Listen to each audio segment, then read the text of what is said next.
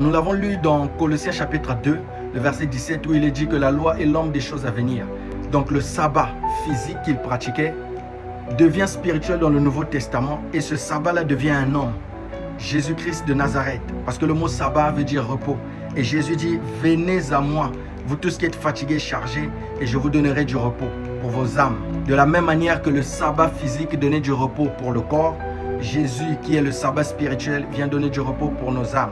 Et le repos qui est Christ, c'est aussi le baptême du Saint-Esprit. Et l'apôtre Paul dit dans Hébreux chapitre 4, à propos de ce baptême du Saint-Esprit, à propos de ce repos, il dit, craignons donc, tandis que la promesse d'entrer dans son repos subsiste encore, qu'aucun d'entre vous ne paraisse être venu trop tard. Jésus a fait la promesse dans Matthieu chapitre 11, le verset 28, et l'apôtre Paul dit, craignons donc, tandis que la promesse que Jésus a faite là-bas, d'entrer dans ce repos, qui est le baptême du Saint-Esprit, subsiste encore. En d'autres termes, jusqu'à ce que l'enlèvement puisse avoir lieu, la promesse de recevoir le baptême du Saint-Esprit, d'entrer dans ce repos-là, le repos de Jésus, est encore possible.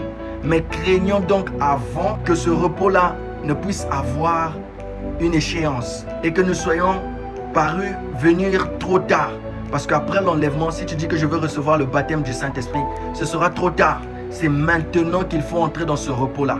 Verset 10 de Hébreux chapitre 4, il est dit, car celui qui entre dans le repos de Dieu se repose de ses œuvres comme Dieu s'est reposé des siennes. Si tu rentres dans le repos, ce repos-là, on doit entrer à l'intérieur. Mais le repos de l'Ancien Testament, on devait l'observer.